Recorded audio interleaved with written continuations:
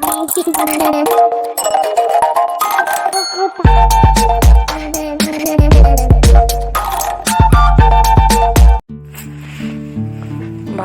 का अमानत।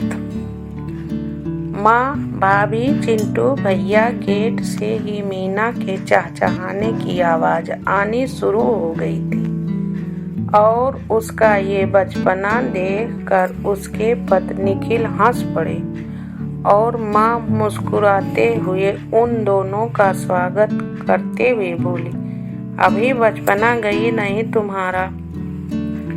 मीना अपनी माँ और भाभी श्यामा के गले लगते हंसकर बोली, क्या माँ, शादी के चंद महीनों में ही आपको लगता है कि मैं अपना बचपना भुला दूँ? ना बाबा ना, मैं तो उम्र भर ऐसे ही रहूँगी, आप आदत डाल लो। उसकी बात पर सब हंस दिए और श्यामा ने उसे बोला, मीना सच्ची तुम्हें बहुत मिस किया।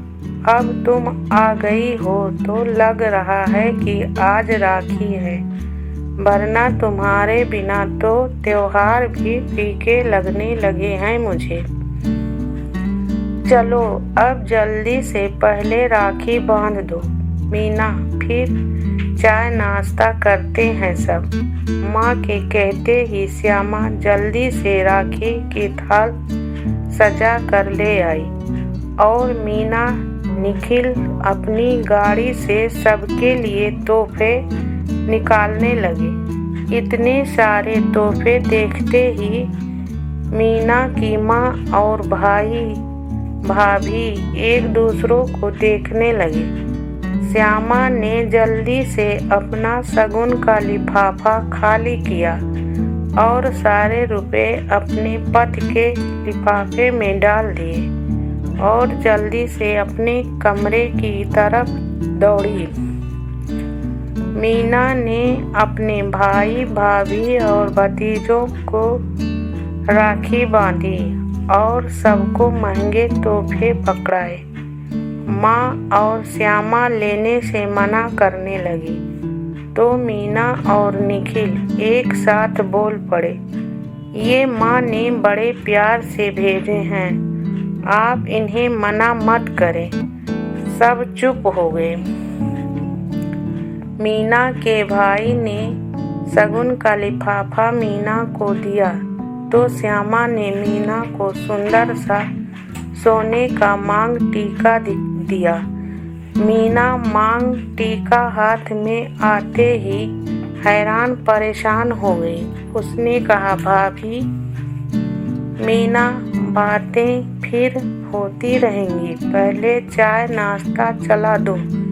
ये कहकर श्यामा मीना से नजरें चुराकर रसोई में चली गई। मीना चुपचाप उसे रसोई में जाता देखती रही और अपने मन में उठते प्रश्नों के साथ अपनी माँ की ओर मुड़ी। माँ को मीना की आंखों में उलझन और दुख साफ दिख रहा था तो वो उसको अपने साथ चलने का इशारा कर अपने कमरे में ले आई। माँ के कमरे में आते ही मीरा फपक पड़ी, माँ, भाभी ये मांग टीका मुझे उपहार में क्यों दिया? ये तो उनकी नानी का दिया आशीर्वाद था ना। माँ ने मीना को गले लगा लिया और चुप कराते हुए बोली, वो बेचारी भी क्या करती मीना, तेरे भाई के काम में दिक्कत आ रही थी तो बाकी जेवर तो पहले ही गिरवी रख चुकी थी। अब तू इतने सारे उपहार ले आई तो तुझे भी तो कुछ देना था ना। यही बचा था उसके पास, दिल बड़ा कर उसने तुझे दे दिया, पर क्यों माँ, ना देती तो भी चल जाता ना। नहीं बेटा, अभी तेरी नई शादी हुई है, अभी तुझे अच्छे से रिश्तों की समझ नहीं आई। धी बेटी जो लाती हैं उससे ऊपर ही वापस दिया जाता है। पर माँ अब समय बदल गया है, इतना सब बातों का कौन ध्यान रखता है। बेटा थोड़े समय अपनी ससुराल में रह परख के तो ये बात तू कह सकती थी, पर तेरे नए रिश्तों में तेरी भाभी कोई कमी नहीं रखना चाहती थी। अब चल जाने दे इस बात को। पर माँ इसका मतलब मैं ये टीका रख कर भाभी का दिल तोड़ दूँ? हर दिवाली करवा चौथ उनकी मांग में सजता था मैं ये उनको वापस दे कर रहूँगी।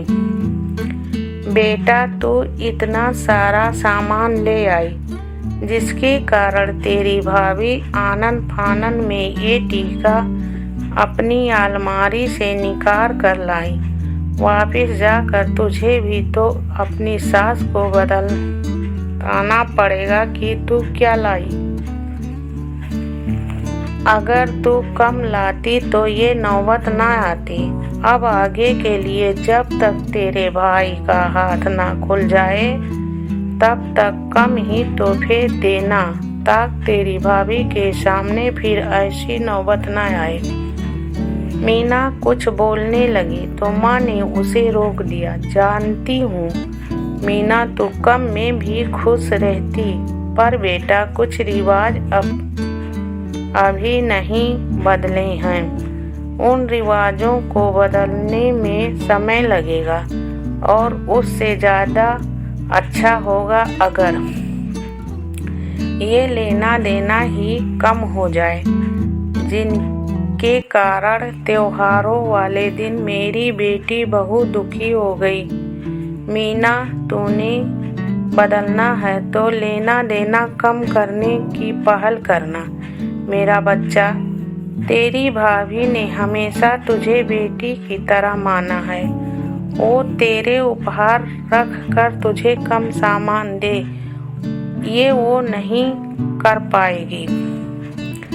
आप सही कह रही हो माँ। आगे से मैं इस बात का ध्यान रखूंगी कि मेरे तोहफे ऐसे हों जिससे मेरे भाई भाभी के मन पर बोझ ना आए।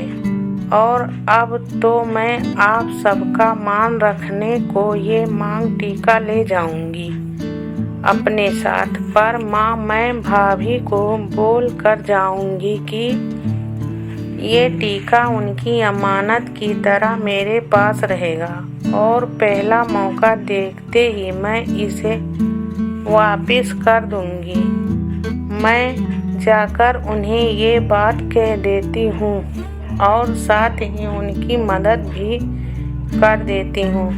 और मीना भीगी पलकों से रसोई की ओर चल दी, एक दृढ़ संकल्प के साथ कि धीरे धीरे ये लेने देने के रीति रिवाज को वो बदल कर रहेगी। धन्यवाद।